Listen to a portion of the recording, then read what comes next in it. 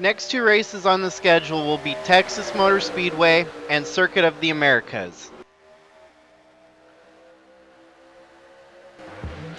First race being at Texas, the 500 miler, my brother and I start up front.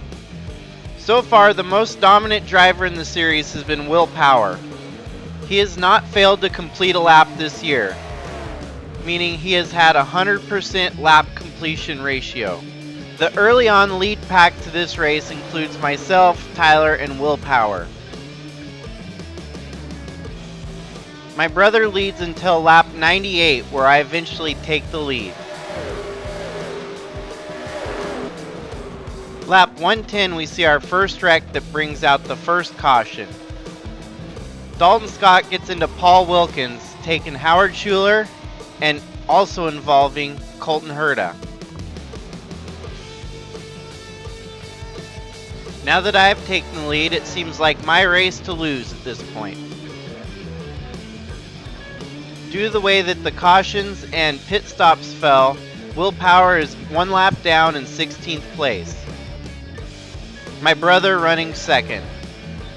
My girlfriend Kara is having another strong outing, running third. My winless streak has continued to grow over the years. It's been 3.5 years since I've won, so it's a welcome sight to see myself leading. But all good things must come to an end, as I end up blowing up in the lead. It seems that the curse still lives on. I wound up blowing up out of the race on lap 174, giving my brother the lead. That really marks the high point of drama in the race.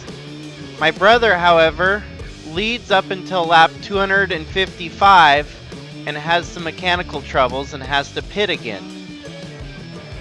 So by lap 258 of 334 laps, Aaron Rapp's the new leader, and Will Power is in second, having got his lap back.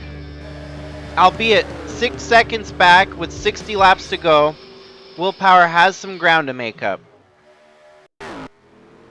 And ground he does make up. Having pitted 3 laps earlier, he passes Aaron Rapp for the lead right there, with 30 laps to go. Amazingly enough, pit stops is what trapped him 1 lap down earlier in the race, and when I blew up in the lead, that gave him his lap back. Just so happens that he gets the lead back with 30 laps to go because of a pit stop that he pitted 3 laps earlier than Aaron. Will Power winds up cruising to a victory at Texas. And a heartbreak for myself and my brother, who wound up finishing way outside of the top 30. Other positions included Aaron Rapp in second, Kara Carl in third, Dalton Scott winds up with a 4th, Greg Forian with a 5th, Larry Lusk with a 6th, Clyde Coker with a 7th, Joseph Newgarden with an 8th, Ken Roxon with a 9th, and Jimmy Johnson with a 10th. This marks back-to-back wins for Will Power, asserting his dominance early on in the season. He has managed to finish every lap that's run in the season so far, a stat that has never been achieved until this year. Kara, who started racing after race 6 in the series, has accumulated 3 consecutive top 10s. It seems like Dalton's finally getting his bearings in 2022. The new updated point standings puts Will Power 2 race lead over Scott Dixon. Nothing has moved in the top 4 as they've stayed stagnant. Aaron Rapp jumps up 3 spots to 5th. Austin Cindric drops 2 spots back to 8th. And one of the bigger movers of the week was Dalton Scott moving up 6 to 13th. And Larry Lusk moving up 6 to 15th overall. Kara, only 3 races into her season, is up to 22nd already. In part of the Texas two-step, our next race is on to the Circuit of Americas. And as it comes as no surprise, Will Power is the pole setter. Scott Dixon starts second. Joseph Newgarden starts third. Jacob Roloff starts fourth. Greg Forian starts fifth. Austin Cindric sixth. Colton Herta seventh. Jimmy Johnson eighth. Larry Lusk ninth. And I round out the top 10. On lap 21, we do see a little bit of carnage when they stack up going into one of the turns. Brad Keselowski's day is definitely done. Will Power maintains his lead up to lap 64, leading over the Ganassi duo of Scott Dixon and Jimmy Johnson. His Penske teammate running fourth of Austin Cindric. And Larry Lusk is maintaining a top 5 run at this point in the race. Coming to the start-finish line on lap 65, Scott Dixon is within striking distance.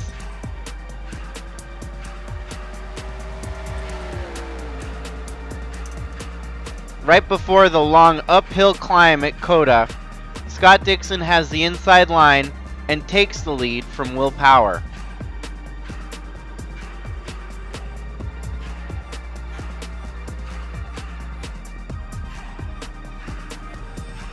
Couple laps later, Will Power comes into pit.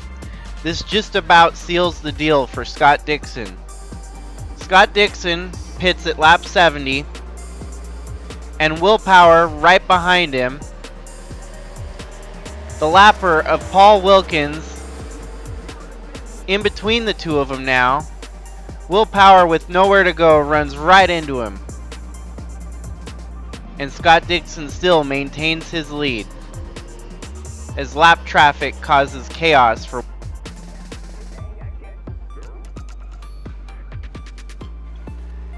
the damage sustained from the contact with Paul Wilkins has greatly slowed down Will Power's car, dropping to 7.5 seconds behind Scott Dixon.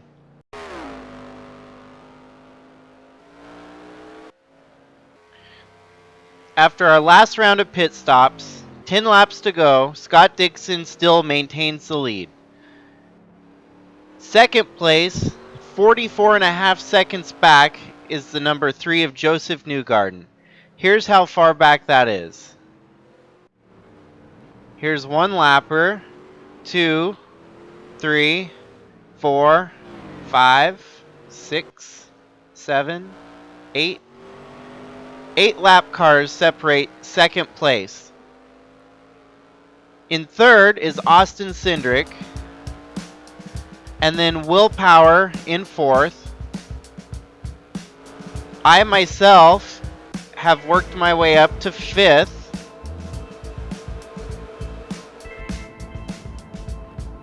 However, at this point, Larry Lusk got by me for fifth, and I am now back into sixth.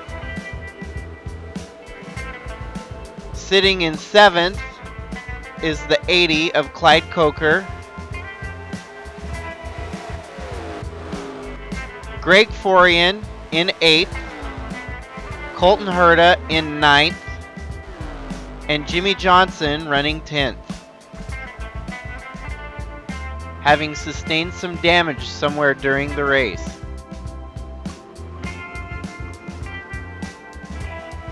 Flashback to try and figure out where Johnson's damage come from was the hot spot on the track where previously another driver had collided. However, Jimmy Johnson continued on, unlike Brad Keselowski from previously. That happened on lap 52. With 3 laps to go, after all the pit stops had cycled out finally, Dixon still maintains his lead. However, Will Power's now running second, Larry Lusk third, Joseph Newgarden fourth, Liz Shangle in fifth, Jimmy Johnson in sixth, Greg Forian in seventh, Colton Herta in 8th, myself in 9th, and my dad in 10th. And Scott Dixon winds up winning the race. Willpower coming in second. Larry Lusk gets a third. Joseph Newgarden gets fourth. Liz Shangle gets fifth. I wind up getting by Jimmy Johnson on the last lap to obtain sixth. Jimmy Johnson with a seventh. Monty Shangle with eighth. Greg Forian with a ninth. And Kellen Relic gets 10th overall. Chalk this one up as an oddity. The winning driver actually lost 2 points to the points leader. Willpower, because of his fast lap bonus, lead lap bonus, and pole bonus, he accumulated 2 more points than the winning driver of Scott Dixon. 72 was the lead last week, and now it's a 74-point lead. There's very little disparity in the top 7 now, as there's been no movement there. Larry Lusk continues to move up gradually, now up to 11th. Liz, after having a decent race here, moved up 6 spots to 14th, putting all the Shangle household in the top 15. Willpower still managed to complete every lap that's been run this year. 10 races in, that's never happened before. Now that the season's about a quarter of the way through, we kind of see how it's going to shape up. It's definitely looking like Willpower's championship at this point. There's still plenty of racing to go.